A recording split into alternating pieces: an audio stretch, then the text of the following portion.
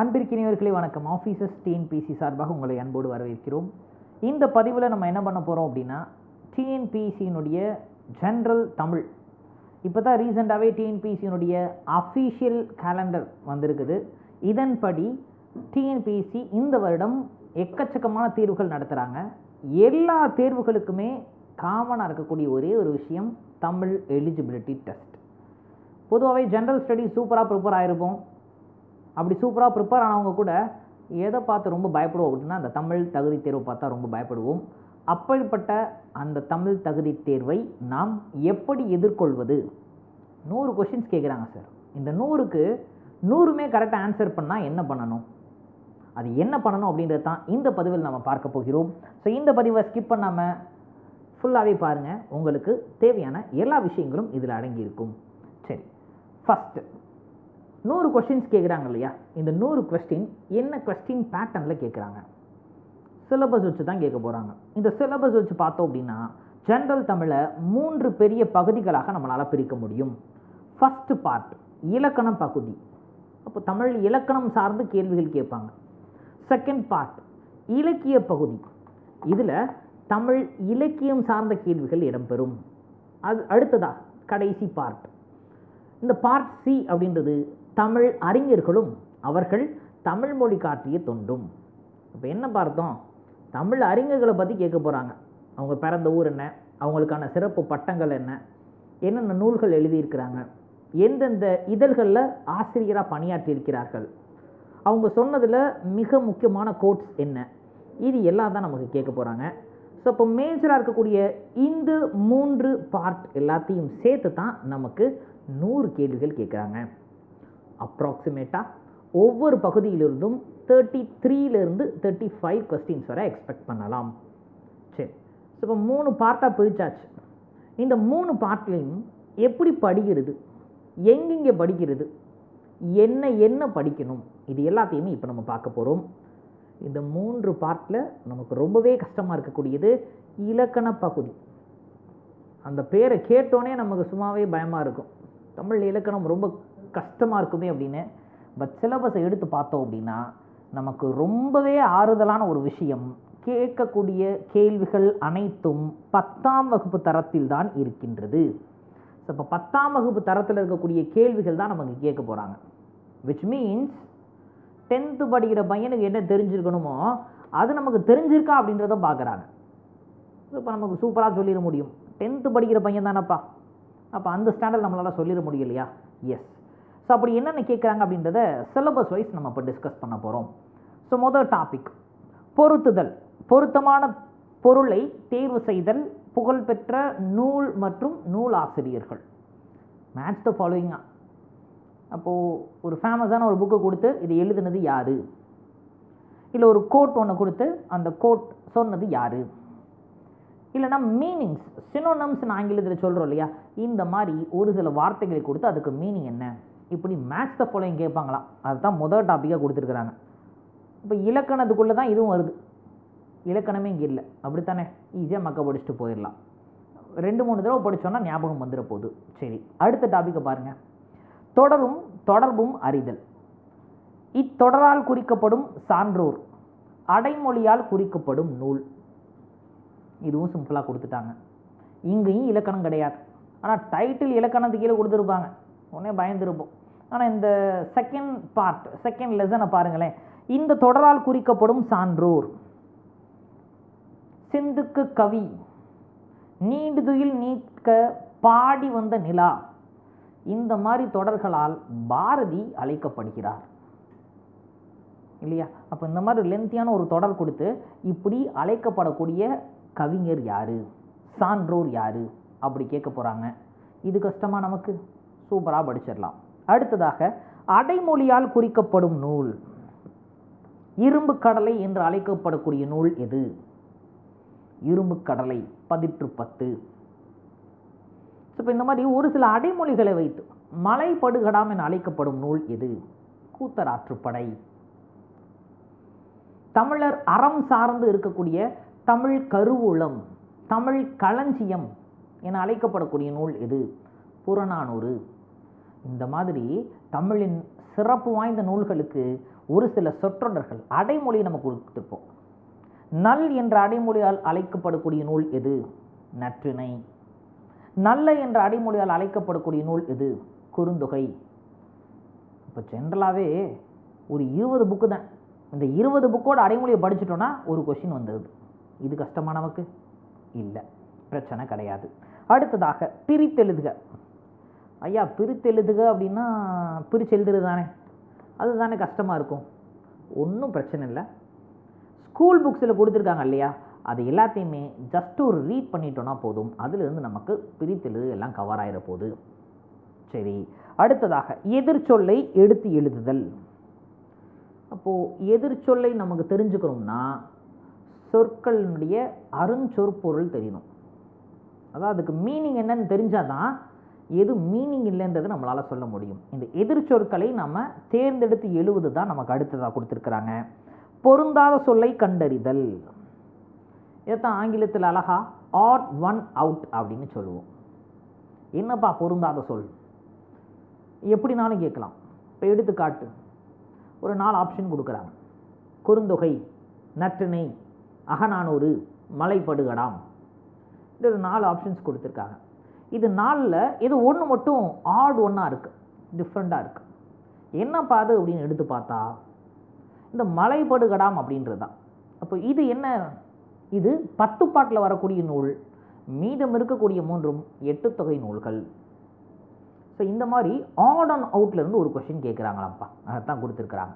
Add one out எது அப்படின்றத கேட்டு அதுலேருந்து நமக்கு ஒரு கொஷின் கொடுக்குறாங்க. ஸோ அடுத்ததாக பிழை திருத்தம் அப்படின்ற விஷயத்தை நமக்கு கொடுத்துருக்குறாங்க. சரி, ஸோ பிழை திருத்தம் அப்படின்னா என்னது? என்னென்ன பிழைகள் இருக்குதோ அதை பார்த்து நாம் திருத்தக்கூடியது தான் பிழை திருத்தம். இதுக்கு தான் நம்ம இப்போ தான் பாருங்கள் 5 டாபிக் முடிஞ்சிருச்சு. 6ஆவதாக இருக்கக்கூடிய இந்த டாப்பிக்கில் தான் நமக்கு இலக்கணமே ஸ்டார்ட் ஆகுது. பிழை திருத்தம். அதுவும் என்ன கேட்குறாங்க பாருங்கள், சந்திப்பிழையை நீக்குதல். அது என்னப்பா சந்திப்பிழை? சந்தி அப்படின்னா சந்திப்பு. சந்திப்புன்னு எதை சொல்கிறோம்? 2 பேர் மீட் பண்ணிக்கிறதா சந்திப்பு அப்படின்னு சொல்கிறோம். அப்போ சந்திப்பிழை அப்படின்னா 2 வார்த்தைகள் இணைகின்றது, அப்படி இணைகிறப்ப வரக்கூடிய பிழைகள். கற்க கசடர 2 வார்த்தைகள். இந்த கற்க கசடர ஒன்று சேர்றப்ப இக்கு வருமா வராதா? மேடு பள்ளம் 2 வார்த்தைகள். இந்த மேடு பள்ளம்ன்ற 2 வார்த்தைகள் சந்திக்கிறப்ப இப் வருமா வராதா? இதை பற்றி படிக்கிறது தான் சந்திப்பிழைகள். ஸோ இப்போ இங்கே தான் நமக்கு வந்து இலக்கணமே ஆரம்பிக்குது. அப்போ அந்த சந்திப்பிழையை நீக்குதல் அப்படின்றது நம்ம கொஞ்சம் டீட்டெயிலாக படிச்சுக்கணும். குறிப்பாக இந்த வல்லின எழுத்துக்கள் சார்ந்து தான் வரும். சந்திப்பிழைகள்னா கச தப வருமா வராதா, அதுதான் கேள்வி. ஸோ இப்போ அதுலேருந்து நமக்கு கேட்பாங்க. அடுத்ததாக பாருங்க, ஒருமை பன்மை பிழைகளை நீக்குதல். சிங்குலர் ப்ளூரல் ஒருமையாக இருக்கிறதா பன்மையாக இருக்கிறதா, அதில் இருக்கக்கூடிய பிழைகளை நம்மளை நீக்க சொல்கிறாங்க. மரபு பிழைகள் மரபு சார்ந்து இருக்கக்கூடியவை. அவன் தேறினாள், அவனா தேறினாளாம். அப்போ அவன்னா ஆண்பால், தேறினாள் அப்படின்னா பெண்பால், மரபு பிழை. அப்போ இந்த மாதிரி பிழைகள் இருந்துச்சுன்னா அதை திருத்தணும் அப்படின்னு சொல்கிறாங்க. வழுவு சொற்களை நீக்குதல், பிற மொழி சொற்களை நீக்குதல். அப்போ வழுவு சொல் என்ன? பிழையோடு இருக்கக்கூடியது வலு, பிழை. அது மாதிரி பிற மொழி சொற்கள். இந்த பிற மொழி சொற்கள் சமீபத்தில் நிறையா கேட்குறாங்க. வேறு மொழி சொல்லாக இருக்கும், நம்ம அது எந்த மொழினே தெரியாமல் தமிழ்னு நினச்சா நம்ம பேசிக்கிட்டு இருந்திருப்போம். எடுத்துக்காட்டாக சாதம் அப்படின்னு இருக்குது இல்லையா, சாதம்னா சமஸ்கிருதம். ஆனால் சாதம் தமிழ் வார்த்தை நம்ம நினச்சி வெள்ளை சாதம் அப்படின்னு சொல்லிட்டு இருக்கோம். சாதம்ன்றது தமிழ் வார்த்தை கிடையாது, சோறு அப்படிங்கிறது தான் தமிழ் வார்த்தை. ஸோ இப்போ இந்த மாதிரி மரபு பிழையாக இருக்கட்டும், பிற மொழி சொற்கள், இது எல்லாமே எங்கெங்கே இருக்குது அப்படின்றத பார்த்து அதை நம்ம செலக்ட் பண்ணுறதுக்கு பற்றி ஒரு கொஷின் இருக்குதான்ப்பா. அதைத்தான் இப்படி 6வது டாப்பிக்கில் கொடுத்துருக்காங்க. இந்த டாப்பிக்கில் இருந்தால் நம்ம இலக்கணம் ஸ்டார்ட் ஆகுது. அடுத்ததாக ஆங்கில சொற்களுக்கு இணையான தமிழ் சொல்லை தேர்ந்தெடுக்க. டிரான்ஸ்லேஷன், சிவிலைசேஷன் அப்படின்ற ஆங்கில சொல்லுக்கு தமிழில் என்ன சொல்கிறோம்? நாகரிகம் அப்படின்னு சொல்கிறோம். ஸோ இப்போ இந்த மாதிரி டிரான்ஸ்லேஷன் பற்றி நமக்கு கேட்குறாங்க. ஆங்கில சொற்களுக்கு இணையான தமிழ் சொற்கள் என்ன அப்படின்னு. ஒலி வேறுபாடு அறிந்து சரியான பொருளை அறிதல், ரொம்ப முக்கியமானது, த்ரில்லிங்கானதும் கூட. ஒளி வேறுபாடு அறிந்தான். இங்கே பாருங்க, ஒளி அப்படின்னா சவுண்ட் அப்படின்னு அர்த்தம், சத்தம். அதே ஒளி அப்படின்னா வெளிச்சம் அப்படின்னு அர்த்தம், லைட்டு. அதே விஷயம் ஒளி அப்படின்னா ஒளிஞ்சு போ அப்படின்னு அர்த்தம் இல்லையா? ஸோ இப்போ ஒளி வேறுபாடு அறிந்துனா இந்த உச்சரிப்பின் வேறுபாடை அணிந்து சரியான பொருள் எது அப்படின்றத நம்ம தேர்ந்தெடுக்கிறோம் இல்லையா? எஸ், அதை பற்றி ஒரு கொஸ்டின் கேட்குறாங்க. இதை நம்ம தமிழில் அழகா மயங்கொலி எழுத்துக்கள் அப்படின்னு சொல்லுவோம். ஒரே மாதிரி இருக்கும், ஒளி ஒளி ஒளி ஒரே மாதிரி இருக்கு இல்லையா? உச்சரிப்பு தான் கொஞ்சம் சிறிதளவு மாறுபடும். எஸ், ஸோ இந்த மயங்கொலி எழுத்துக்கள்லேருந்து ஒரு கேள்வி வருது அப்படின்றத அவங்க சொல்கிறாங்க. அடுத்ததாக ஓரெழுத்து ஒரு மொழி. இந்த ஓரெழுத்து ஒரு மொழிக்கு இணையான ஒரு பொருளை தேர்வு செய்க அப்படின்றாங்க. அதனால் இப்போ ஓரெழுத்து ஒரு மொழி ஆ அப்படின்னு எடுத்துக்கிறோம். ஆ அப்படின்னா பசு, மாடு. கோ அப்படின்னு சொல்கிறோம், கோ அப்படின்னா அரசன். நா அப்படின்னு சொல்கிறோம், நா அப்படின்னா நாக்கு. யா அப்படின்னு, யானா எதை. ஸோ இப்போ தமிழ் மொழியில் மட்டும்தான் ஒரு 42 எழுத்துக்கள் இருக்குதுங்க. இந்த 42 எழுத்துக்களும் ஒரே ஒரு எழுத்து தான் ஒரு அர்த்தத்தையே கொடுக்கும். சொல்லிட்டேன், மொத்தமே 42 தான். அப்போ இந்த 42 எழுத்துக்களும் என்ன அர்த்தம் கொடுக்குது அப்படின்றத தெரிஞ்சுக்கிட்டோம்னா அதுலேருந்து ஒரு கொஷின் கன்ஃபார்ம் இல்லையா? ஸோ அதை தான் அவங்க அழகாக கொடுத்துருக்குறாங்க. அப்போ ஓரெழுத்து ஒரு மொழின்றது நாம் பயப்பட வேண்டியதே இல்லை. ஜஸ்ட் 42 எழுத்துக்களையும் நம்ம சூப்பராக தெரிந்து கொண்டாலே போதுமானது. அடுத்ததாக வேர் சொல்லை தேர்ந்தெடுத்து எழுதுக அப்படின்னு சொல்கிறாங்க. அது என்னப்பா வேர் சொல்? ஒவ்வொரு சொற்களுக்கும் வேர் சொல் அப்படின்ற விஷயம் இருக்கும். செல்கிறான், சென்றான், செல்வான். அப்போது செல்கிறான், சென்றான், செல்வான், இது எல்லாத்துக்குமே வேர் சொல் என்ன? செல். போ, செல்லுனா போன்னு அர்த்தம். இந்த செல் அப்படின்றதான் வேர் சொல். இந்த வேறு சொல் என்னன்றதை கண்டுபிடிக்கணும். இதை பற்றி ஒரு கொஷின். அப்போ இதுவும் இலக்கணத்தில் கொஞ்சம் உன்னிப்பாக நம்ம படிக்க வேண்டிய ஒன்று இல்லையா? பிழை திருத்தம் பார்த்த மாதிரி இதுவும் இலக்கணத்தில் உன்னிப்பாக நாம் கவனிக்க வேண்டியது. அடுத்ததாக வேர் சொல்லை கொடுத்து அதை வினை முற்றா மாற்றணுமா, வினை எச்சமாக மாற்றணும், வினையால் அணியும் பெயராக மாற்றணும், இல்லை தொழிற்பெயராக உருவாக்க வேண்டும். இப்போ வேர் சொல் கொடுத்துருவாங்க. இப்போ செல் அப்படின்றத எடுத்துக்கோமே, இதை தொழிற்பெயரை மாற்றணும்னா செல்லுதல், செல்லல். இப்படி ஒரு வேர் சொல்லை கொடுத்து அதை தொழிற்பெயராக மாற்ற சொன்னாலும் தெரிஞ்சுக்கணும், வினையால் அணியும் பெயராக மாற்ற சொன்னாலும் தெரிஞ்சிருக்கணும், வினை முற்றாக மாற்ற சொன்னாலும் தெரிந்திருக்க வேண்டும், இல்லை வினை எச்சமாக மாற்ற சொன்னாலும் தெரிந்திருக்க வேண்டும். அப்போ இதுவும் இலக்கணத்தில் கேர்ஃபுல்லாக படிக்க வேண்டிய ஒன்று தான் இல்லையா?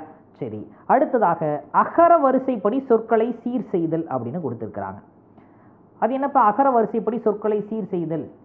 நம்ம தான் சூப்பராக படிச்சிருப்போமே, அகர வரிசை என்ன நமக்கு நன்றாகவே தெரியும், அப்படிதானே? உயிர் எழுத்துக்களில் ஆ ஆரம்பித்து மெய் எழுத்துக்களில் காஞா சானலாம் சூப்பராக படிச்சிருப்போம். இந்த அகர வரிசைப்படி இருக்கக்கூடிய சொற்களை ஆர்டராக அரேஞ்ச் பண்ணணும். கொக்கு, கிளி, குதிரை, இது மூணையுமே கொடுத்துருக்காங்க. இது மூணையும் அரேஞ்ச் பண்ணுப்பா அப்படின்னா இப்போ முதல்ல குதிரை தான் வரணும். இக்கு குட்டல் ஊ, குதிரை இல்லையா? எஸ், அப்போ குதிரை தான். குதிரைக்கு அப்புறம் தான் கொக்கு வந்திருக்கணும். அப்போ கிளி, கிளினா இக்கு குட்டல் ஈ, அப்போ கிளி தான் முதலாக சேர்த்துருக்கணும். அப்போ கிளி, குதிரை, கொக்கு. மீனிங் வந்திருக்காங்க, மீனிங்லாம் தேவையில்லை, அகர வரிசைப்படி கொடுத்த வார்த்தையை உருவாக்கணும், அவ்வளவுதான். சரிங்களா? எஸ், அப்போ இந்த உயிர் எழுத்துக்களை சார்ந்து மெய் எழுத்துக்களை சார்ந்து ஆர்டராக அரேஞ்ச் பண்ணணும், அவ்வளோதான் கொடுத்துருக்குறாங்க. அடுத்ததாக சொற்களை ஒழுங்குபடுத்தி சொற்றொடர் ஆக்குதல். இப்போ எடுத்துக்காட்டா கற்க கசடர கற்பவை கற்றபின், இதுதான் திருக்குறள், அப்படித்தானே? கற்க கசடர கற்பவை கற்றபின், நிற்க அதற்கு தக, இது நமக்கு தெரிஞ்சது. இவங்க என்ன பண்ணுவாங்க அப்படின்னா தக, நிற்க, கற்றபின், கசடர, கற்க, இந்த மாதிரி மாற்றி மாற்றி ஜம்பிள் பண்ணி கொடுத்துருப்பாங்க. அப்படி ஜம்பிள் பண்ணி கொடுத்ததில் நாம் என்ன பண்ணணும் அப்படின்னா எல்லாத்தையுமே ஆர்டராக ஈவனாக அர்த்தம் வர மாதிரி எல்லாத்தையும் அரேஞ்ச் பண்ணணும். ஸோ கிளியராக இருக்கா? அப்போ அகர வரிசைப்படி மாற்றுவதுக்கு அர்த்தம் தேவையில்லை, ஜஸ்ட் லாஜிக்கலாக அரேஞ்ச் பண்ணால் போதுமானது. எந்த எழுத்து முதல்ல வரும் எது கடைசியில் வரும் தெரிஞ்சால் போதும். ஆனால் இந்த சொற்களை ஒழுங்குபடுத்தி சொற்றொடர் ஆக்குதல் அப்படின்றதுல நமக்கு மீனிங்ஃபுல்லாக நாம் செய்ய வேண்டும். சரி, அடுத்ததாக பெயர் சொல்லின் வகை அறிதல் அப்படின்றாங்க. ஆமாம், பெயர் சொல்லினுடைய வகைகள் என்னென்ன இருக்குது, அந்த பெயர் சொல்லின் வகைகளை சார்ந்து நமக்கு கொஸ்டின் வரும். ரொம்பவே முக்கியமாக இருக்குது இல்லையா? பெயர் சொல் சார்ந்து வரக்கூடிய எல்லாமே நமக்கு தெரிஞ்சிருக்கணும். அதை பேஸ் பண்ணி ஒரு கொஸ்டின் கேட்குறாங்களா? இலக்கண குறிப்பறிதல். இந்த இலக்கண குறிப்பறிதல் தான் எல்லாருமே மாங்குன்னு மக்க படிப்போம். தயவு செய்து மக்க படிக்க வேணாம். நமக்கு இலக்கண குறிப்புக்கு தேவையான விஷயங்கள் எல்லாத்தையும் படிச்சுட்டா என்ன வார்த்தையை கொடுத்தாலும் அது என்ன இலக்கண குறிப்புன்னு நம்மளால் சொல்ல முடியும் இல்லைங்களா? எஸ். ஸோ இப்போ இந்த இலக்கண குறிப்பறிதல் நாம் கொஞ்சம் டைம் ஸ்பெண்ட் பண்ணி படிக்க வேண்டியிருக்குது. கவலையே படாதீங்க, எல்லாமே நம்மளுடைய கிளாஸ் ஷெடியூலில் இன்க்ளூட் ஆகிருக்குது. இது எல்லாத்தையும் நம்ம கிளாஸில் நம்ம சூப்பராக பார்த்து விடலாம். அப்போ இலக்கண குறிப்பறிதல் ஈஸியாக சொல்லிடலாம். மானும் தேனும் எல்லாம் இம்முன்னு முடியுது. அப்போ இம்முன்னு முடிஞ்சால் உண்மை என் உண்மை அப்படின்னு சொல்கிறோம் இல்லையா? எஸ். ஸோ இப்போது இது மாதிரி அடுக்கு தொடர் என்ன, இரட்டை கிளவி என்ன, இந்த மாதிரி விஷயங்கள் எல்லாமே நமக்கு இலக்கண குறிப்பிடுதலில் பார்க்க வேண்டும். எல்லாத்தையுமே சூப்பராக பார்த்துடலாம். அடுத்ததாக விடைக்கேற்ற வினாவை தேர்வு செய்தல் அப்படின்னு சொல்கிறோம். இப்போது விடையை கொடுத்துட்டு அது என்ன வினா அப்படின்றத கேட்குறாங்க. இந்த விடைக்கேற்ற வினாவை தேர்வு செய்க அப்படின்றத இப்போ எப்படி கேட்க ஆரம்பிச்சிட்டாங்கன்னா, விடையை கொடுத்து வினாவை கேட்க வேண்டும். இப்போ விடை வகைகளை கேட்க ஆரம்பிச்சிட்டாங்க, வினா வகைகளை கேட்க ஆரம்பிச்சிட்டாங்க. என்னுடைய பேர் பிரபாகரன், இது ஆன்சர். அப்போ கேள்வி என்னவாக இருக்கும்? உன்னுடைய பேர் என்ன, அதானே கேள்வி. ஈஸியான ஒன்று தானே? ஆமாம், இந்த மாதிரி தான் கேட்க போகிறாங்க நமக்கு. ஸோ இப்போ விடையை கொடுத்து அந்த விடைக்கேற்ற வினா என்ன அப்படின்றத கேட்குறாங்க இல்லையா? இப்போ ரீசன்ட் டேஸில் வினா வகை விடை வகை அப்படின்றதையும் இந்த டாபிக்குள்ளே ஆட் பண்ணியிருக்கிறாங்க. கொஸ்டின்ஸ் இப்போ அப்படி தான் கேட்டுக்கிட்டு இருக்கிறாங்க. அடுத்ததாக எவ்வகை வாக்கியம் என கண்டெழுதுதல். ஆங்கிலத்தில் ஒரு விஷயம் படிப்போம், அசர்டிவ் அப்படின்னும், exclamatory sentence, imperative sentence, interrogative sentence, 4 விதமாக சொல்லுவோம்ல, அதே மாதிரி தான். கண்ணன் அங்கு சென்றான், இது இன்ஃபர்மேஷன் சொல்கிறாங்க. இல்லை கண்ணன் மதுரைக்கு சென்றான், ஒரு இன்ஃபர்மேஷன் சொல்கிறாங்க, செய்தி வாக்கியம். ஆஹா என்ன அழகாக பூத்திருக்கிறது இந்த மலர், ஆஹா அப்படி ஆச்சரியமாக படுறாங்க இல்லையா? எக்ஸ்க்ளமேஷன். ஸோ அப்போ அது என்ன, எக்ஸ்க்ளமேட்டரி சென்டென்ஸாக இருந்திருக்கும். இந்த மாதிரி தமிழில் இருக்கக்கூடிய தொடர் வாக்கியங்கள் எதை சார்ந்திருக்கு, அப்போ என்ன சொல்லுது அப்படின்றத பற்றி தான் இங்கே கொஸ்டின் கேட்குறாங்க. அடுத்ததாக தன் வினை, பிறவினை, செய்வினை, செய்யப்பாட்டு வினை அப்படின்னு சொல்கிறோம். இந்த தன்வினை வாக்கியம் என்ன, செய்வினை வாக்கியங்கள் என்ன, செய்யப்பாட்டு வினை வாக்கியங்கள் என்ன, இது எல்லாத்தையுமே நம்ம கண்டுபிடிக்கணும். அப்போ தன்வினைனா நானாக செய்கிறது, பிறவினைனா 3ஆம் நபர் செய்ய சொல்வது, இந்த மாதிரி தான் நமக்கு கேட்பாங்க. இதை பேஸ் பண்ணியும் ஒரு கொஸ்டின் நம்ம கண்டிப்பாக இருக்குது. ஸோ அடுத்ததாக உவமையால் விளக்கப்பெறும் பொருத்தமான பொருளை தேர்ந்தெடுத்தல்.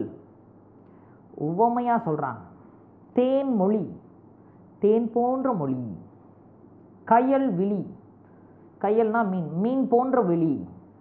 ஸோ இந்த மாதிரி உவமையை கொடுத்து இந்த உவமைக்கு இணையாக இருக்கக்கூடிய பொருள் என்ன அப்படின்றத கேட்குறாங்க இல்லைங்களா? எஸ். ஸோ அந்த மாதிரி ஒரு கொஸ்டின் கேட்குறாங்க. அடுத்ததாக எதுகை, மோனை, இயைபு, இது 3ல் ஏதாவது ஒன்றை தேர்ந்தெடுக்கணும் அப்படின்றாங்க. எதுகை அப்படின்னா ஒவ்வொரு 2ஆம் எழுத்து ஒன்றி வருவது எதுகை. மோனை அப்படின்னா ஒவ்வொரு முதல் எழுத்து ஒன்றி வருவது மோனை. இயைபு அப்படின்னா ஒவ்வொரு இறுதி எழுத்தும் ஒன்றி வருவது இயைபு. அப்போது யாப்பு இலக்கணம்னு சொல்கிறோம்ல, அதில் தான் இது எல்லாமே பார்க்குறோம். மற்றதெல்லாம் தேவையில்லை, இந்த 3 தான் நமக்கு தேவை. ஸோ அப்படி இருக்கிறப்ப இந்த எதுகை மட்டுமே 7 விதமாக நம்மளால் பிரிக்க முடியும். இணை எதுகை, பொழிப்பு எதுகை, ஒருவு எதுகை, கூளை எதுகை, மேற்கதுவாய், கீழ்கதுவாய், இப்படி எதுகை, மோனை, இயைபு, இது 3ஐயுமே நம்ம தெரிஞ்சு வச்சுருக்கணும். அப்போ இது கண்டிப்பாக நம்ம படிக்கணும். ஏன்னா இதிலிருந்தும் 2 கேள்விகள் வரை கேட்குறாங்க. திருக்குறளை கொடுத்து கேட்குறாங்க, நாலடியாரை கொடுத்து கேட்குறாங்க, முக்கியமான கோட்ஸ் கொடுத்து இதில் என்னென்ன எதுகை இருக்குது, என்ன மோனை இதில் வந்திருக்குது அப்படின்னு கேட்குறாங்க. இது நம்ம தெரிஞ்சுக்கணும். இறுதியாக பழமொழிகள். இந்த இறுதின்ற வார்த்தையை கேட்டோன்னே தான் நமக்கு நிம்மதியாக இருந்திருக்கும், அப்பா சிலபஸ் முடியுதுடா அப்படின்னு. பகுதி ஏ அப்படின்றத தான் நம்ம பார்த்துருக்குறோம். இலக்கணத்தில் கடைசி டாபிக் பழமொழிகள். இந்த பழமொழியில் நமக்கு என்ன சொல்ல வராங்க அப்படின்னா, ஒரு பழமொழியை கொடுத்துருவாங்க. அந்த பழமொழியை கொடுத்து அதன் விளக்கத்தை கேட்கலாம். மின்னுவதெல்லாம் டேஸ் அல்ல. பாருங்க, பழமொழியவே அவனை டேஸ் கொடுத்து அந்த வார்த்தை என்னன்னு கேட்கலாம். மின்னுவதெல்லாம் பொன் அல்ல. இது ப்ரீவியஸில் கேட்ட கேள்வி. மின்னுவதெல்லாம் டேஸ் அல்ல. ஆப்ஷனில் தங்கம், வெள்ளி, வைரம், வைடூரியம் அப்படி கொடுத்துட்டாங்க. நமக்கு நல்லா தெரியும்ல பழமொழி, மின்னுவதெல்லாம் பொன் அல்ல அப்படின்னு. எஸ். ஸோ இப்போது இந்த 21 டாபிக்ஸும் சேர்த்தது தான் பகுதி ஆ. நம்ம ரொம்பவே கஷ்டப்படக்கூடியது இந்த பகுதி ஆ தான். ஏன்னா பார்ட் பி, பார்ட் சிக்கு நமக்கு ஒரு ஆள் உட்காந்து எல்லாத்தையும் சொல்லி கொடுக்கணுமா? தேவைப்படாது. ஆனால் இந்த பார்ட் ஏக்கு யாராவது ஒரு வாத்தியார் உட்காந்து சொல்லி கொடுத்தா மட்டும்தான் நம்மளால் படிக்க முடியும். ஏன்னா எல்லாமே இலக்கண பகுதி. ஸோ இப்பேற்பட்ட இலக்கண பகுதி மற்றும் தமிழ் அறிஞர்கள் அவர்கள் தமிழ் மொழி காட்டிய தொண்டும் இலக்கியம் இது எல்லாத்தையுமே உங்களுக்கு சூப்பராக ஷார்ட்கட்ஸோட எதெல்லாம் எக்ஸாமுக்கு ரொம்ப ரொம்ப முக்கியமோ அது எல்லாத்துக்கும் ப்ரிஃபரன்ஸ் கொடுத்து, எக்ஸாமில் இதுவரை கேட்காதது இருக்கும் இல்லையா, அதை லோ ப்ரிஃபரன்ஸ் கொடுத்து ஸ்மார்ட் ஒர்க் பண்ணி உங்களுக்கு சூப்பராக தேவைப்படுற மாதிரி கண்டென்ட் எல்லாமே நம்முடைய கிளாஸஸில் உங்களுக்கு இருக்க போகுது. ஜனவரி மாதத்தின் 4வது வாரம் நமக்கு கிளாஸ் ஸ்டார்ட் ஆக போகுது. கூடிய விரைவில் அந்த லைவ் கிளாஸஸில் உங்கள் எல்லாரையுமே சந்திப்போம். தொடர்ந்து இணைந்திருங்கள். இந்த வருடம் உங்களுக்கான வருடம் அப்படின்றத மைண்டில் ஏற்றுட்டு சூப்பராக ப்ரிப்பேர் ஆகுங்க. Wish all the very very very best my dear brothers and sisters. C all in the live classes. Thank you.